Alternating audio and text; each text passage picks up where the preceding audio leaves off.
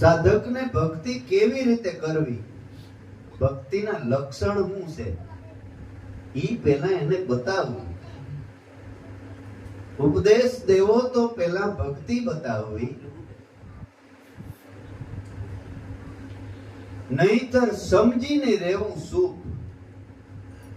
ધનનો આવીને ભલે ને ઢગલો કરે, ભલે ને હોય મોટો ભૂખ, કદાચ સમજણ વગરનો કોઈ આવે શરણમાં ઉપદેશ લેવા અને તમારી આગળ ધનનો મોટો ઢગલો કરે ને તો એને ઉપદેશ ન દેતા.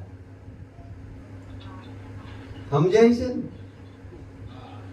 કે આ શું કહેવા માંગે છે કે પૈસાથી ભક્તિ વેસી ન નાખવી. સલીલપણાને ભાગ હોય ને તો ઉપદેશ ન દેવો.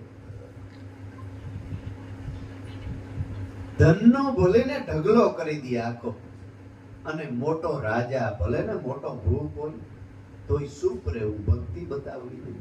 નકર જો એવા સલીલોને તરત ભક્તિ બતાવશો તો તમારી અને બેયનું નાક કપાય. શુદ્ધ ગુજરાતીમાં કહીએ તો ફજીયતી થાય. કારણ કે તમે કાયમ સત્સંગમાં આવતા હોય, બધાય જોતા હોય, બધાય અહીં તો સત્સંગમાં આવતા હોય, જાતા હોય, અને પછી તમે જે ભક્તિથી વિરોધ પગલું ભર્યું કોઈ પણ સમાજની અંદર ભક્તિથી વિરોધ તમે હાલતા હોય, વિરોધ બોલતા હોય, તો જેની આવીને તમને જોયા છે કે આ તો વાં સત્સંગમાં જાય ઈ છે, આ તો એમ કે છે કે અમને ગુરુ મળ્યા છે,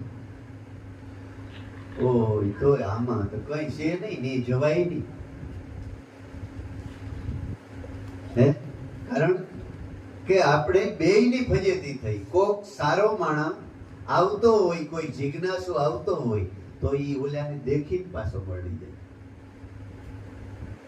અને જેને સત્ય ભક્તિ સમજણી એ ભલે સિથરે બે હાલ માણસ હોય.